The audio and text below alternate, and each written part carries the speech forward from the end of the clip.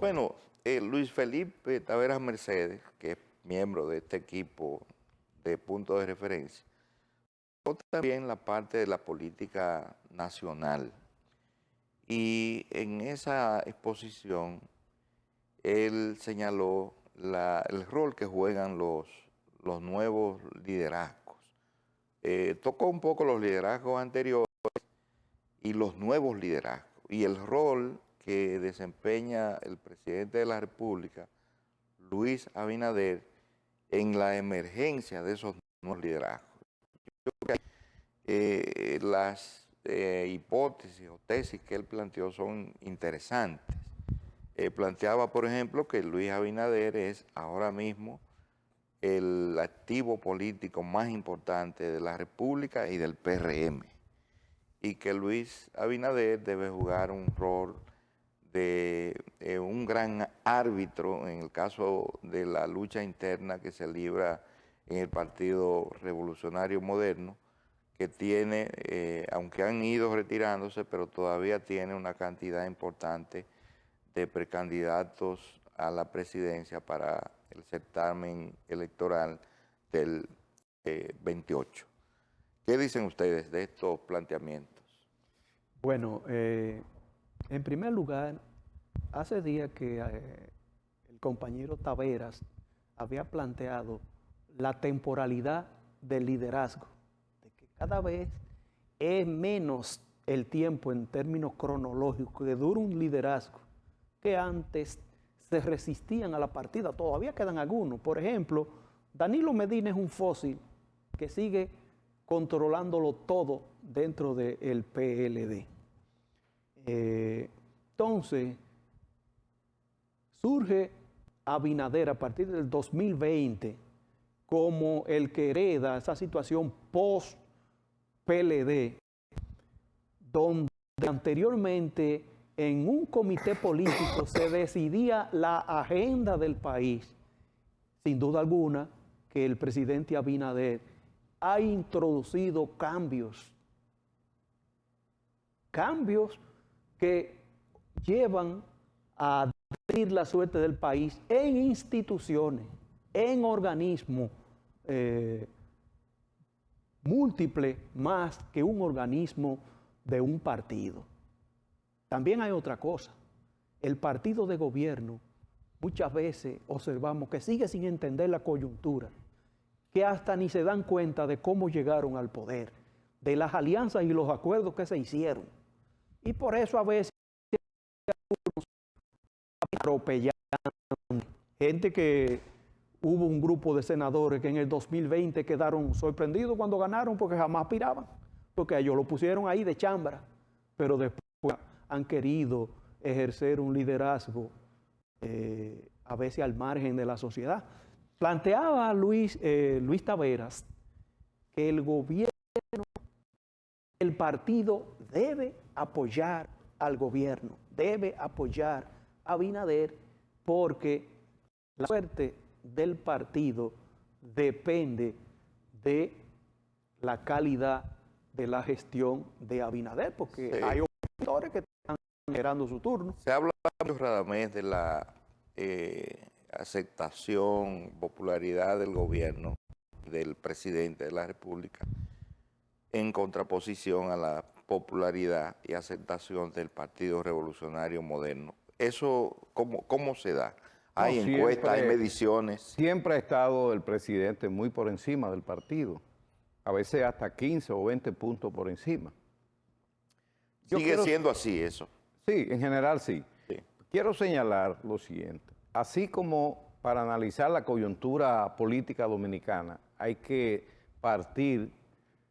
tomar en cuenta como referencia el escenario internacional, también tenemos que aprender del pasado. Aquí tenemos un historiador, ¿verdad?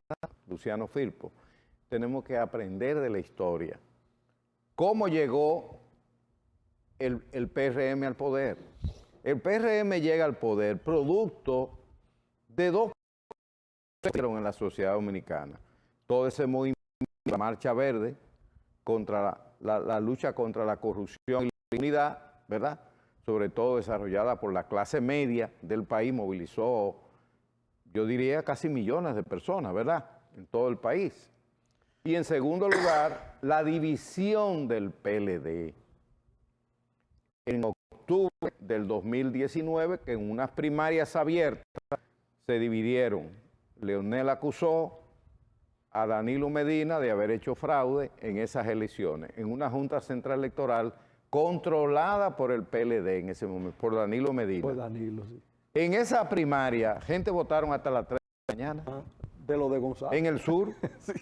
hasta las 3 de la mañana, no hubo control de eso, es decir, no se respetaron los horarios. Fue una primaria evidentemente irregular, en un esfuerzo de Danilo Medina de permanecer en el poder, sin lugar a duda, a través de otro, a través de Gonzalo Castillo. Bueno, pues hay que aprender de eso. Si el PLD se hubiese mantenido unido, difícilmente el PRM hubiese llegado al poder. Exacto. Entonces, ese llamado de Luis Felipe Taveras, el politólogo nuestro, en el sentido de que el PRM tiene que entender cómo llegaron al poder y qué tienen que hacer para permanecer en el poder, que debe ser la principal tarea de un partido político. Yo he mencionado 2 elementos, 2 requisitos.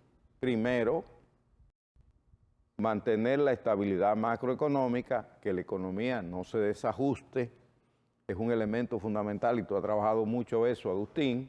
Y en segundo lugar, mantener la unidad del partido. Pero para mantener la unidad del PRM, Luis Abinader es un actor fundamental, y eso fue lo que dijo Luis Felipe, que es un actor fundamental, y que el PRM tiene que apoyar las políticas públicas del gobierno y tiene que ser un soporte a la gobernabilidad. Ojalá los dirigentes del PRM lo entiendan y no aparezcan todas estas declaraciones desafortunadas que hemos visto de algunos dirigentes del PRM, que de alguna manera quieren erosionar el liderazgo de Luis Abinader. Pacheco hizo una catarsis.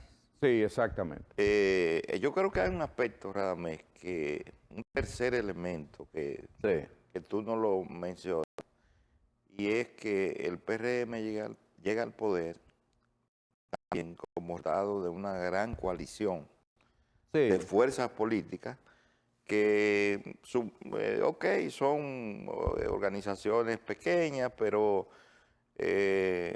lo poquito más lo poquito da lo muchito. Sí, estoy de acuerdo contigo. Sumaron como 10%. Agustín, pero sobre todo que el PRM se dio, y sobre todo Luis Abinader, más que el PRM, se dio cuenta de que no se ganaba solo con el PRM. Exactamente. Entonces, estos movimientos no partidistas, voy a mencionar 2. La coalición democrática encabezada por Juan Bolívar Díaz se constituyó en un gran movimiento nacional que sirvió para que todos esos líderes de la Marcha Verde se canalizaran políticamente por ahí. Y también Unidos por el Cambio, encabezado por doña Milagro Ortiz Bosch. Esos 2 grandes movimientos. No se le ha hecho el debido reconocimiento, Luciano. Y los otros partidos. No se le ha hecho el debido reconocimiento al papel que jugaron Unidos por el Cambio y la Coalición Democrática como grandes movimientos electorales no partidistas, porque lograron integrar sobre todo la clase media. Una clase media, porque hay que decirlo con realidad, la mayoría de los miembros de la Marcha Verde tenían recelo de todos los partidos políticos, incluyendo el del PRM. Ellos apoyaron a Luis Abinader más que al PRM, porque veían al PRM como parte de la vieja tradición PRDista, ¿no? Etcétera, etcétera. Muy bien, Y muy que bien. la clase media había sido el soporte del PLD, Así es. en términos de origen. Claro. Con la segunda parte del encuentro que hubo ayer en la tarde.